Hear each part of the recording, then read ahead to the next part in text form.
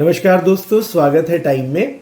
आज हम लोग मॉनेटरी पॉलिसी की अपनी श्रृंखला को आगे बढ़ाते हुए, जहां पे हम लोगों ने ऑलरेडी रेपो और रिवर्स रेपो के बारे में पढ़ लिया है, हम आज CRR यानी कैश रिजर्व रेशियो के बारे में पढ़ेंगे। ये क्वांटिटेटिव मॉनेटरी पॉलिसी का एक पार्ट है और ये वो अमाउंट है जो हर बैंक को RBI के पास अपने NDTL में से निकाल के रखना पड़ता है। यहाँ पे NDTL का फुल फॉर्म है net demand and time liability. तो ये NDTL का वो पार्ट है जो कि RBI के पास रखा जाता है और इस पे RBI कोई भी इंटरेस्ट नहीं देता है। याद रखिएगा, बैंक्स को इससे कोई इनकम नहीं होती है। इसके अलावा CRR के बारे में जो और चीज़ें आपको जाननी है वो ये कि पहली बार CRR की बात किसने की। तो पहली बार CRR की बात की एक जाने माने इकोनॉमिस्ट ने, जिनका नाम है जॉन मिनार्ड कीन्स या JM कीन्स।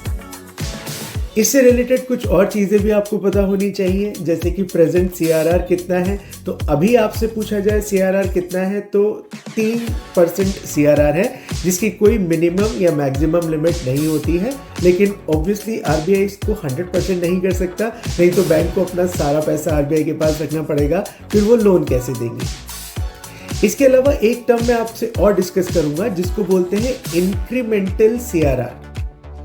ये डीमोनेटाइजेशन जब हुआ, यानी कि जब नोटबंदी हुई, तो सब लोगों को बोला गया कि जो पुराने 1000 और 500 के नोट हैं वो उन्हें बैंक के पास डिपॉजिट करने हैं।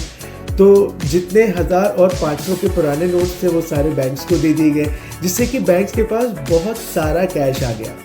तो RBI ने उस समय उन्हें थोड़ा और एक्स्ट्रा कैश डिपॉजिट करने के लिए कहा, जिसे कहा जाता है इंक्रीमेंटल CRR।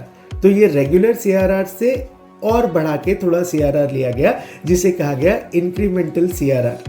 तो अभी तक हमने रेपो, रिवर्स रेपो और CRR पढ़ा। इसी श्रृंखला में आगे हम SLR के बारे में पढ़ेंगे।